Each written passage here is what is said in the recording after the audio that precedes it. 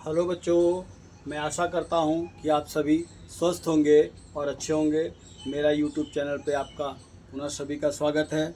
आज मैं आप सभी के समक्ष दो चर वाले रैखिक समीकरण युग्मों के गुणांकों के अनुपातों की तुलना के विषय में बताऊंगा। तो मैं समय न लेते हुए अपने वीडियो को प्रारंभ करता हूं।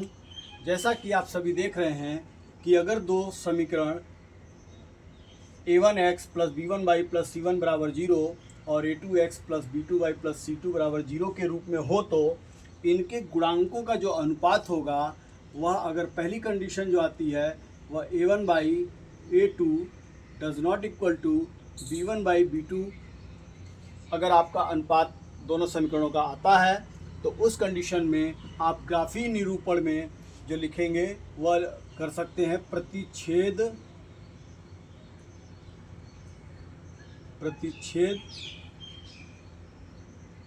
करती रेखाएं।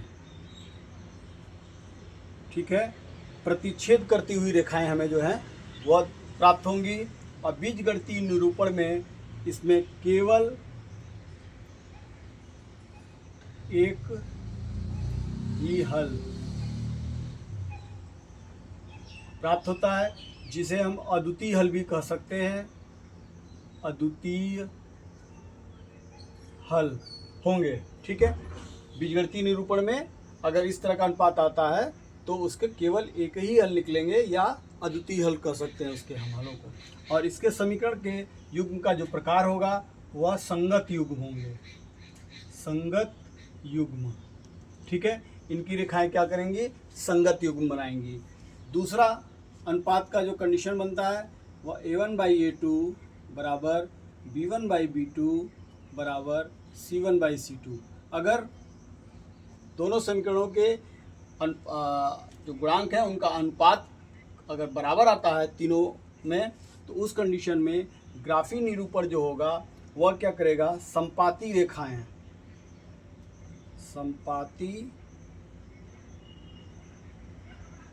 संपाती रेखाएं बनाएगा।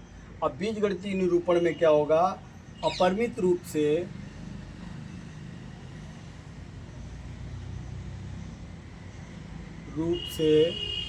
अनेक हल होंगे,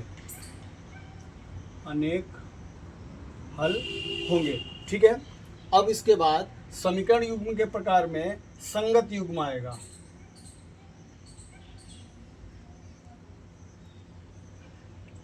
संगत युग्म तीसरी कंडीशन आती है जब a1 बाई a2 बराबर b1 बाई b2 और does not equal to c1 by c2 होता हो तो उस कंडीशन में क्या होगा?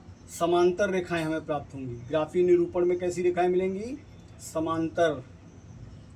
समांतर रेखाएं हमें प्राप्त होंगी। ठीक है बच्चों। और बीजगणितीय निरूपण में क्या होगा? कोई हल नहीं मिलेगा हमें, कोई हल नहीं प्राप्त होगा। और समीकरणीय युग्म के प्रकार में असंगत युग्म प्राप्त होंगे। असंगत युग्म यानी कि समीकरण युग्म के प्रकार के लिए क्या करते हैं? जो हमारा ग्राफ जब भी खींचते हैं तो उस ग्राफ में इन दोनों कंडीशंस में रेखाएं आपस में कहीं ना कहीं टच होंगी और इसमें क्या होगा? दोनों टच नहीं होती हैं, तो इसलिए असंगत युग्म कहा जाता है। ठीक है बच्चों, तो इस सारणी को आप नोट कर लीजिए और नोट करने के बाद इसे जो है याद कर लीजिएगा, क्योंकि इसी के आधार पर आपके प्रश्नावली के क्वेश्चंस को आप हल करेंगे। मिलते हैं अगले वीडियो में। धन्यवाद।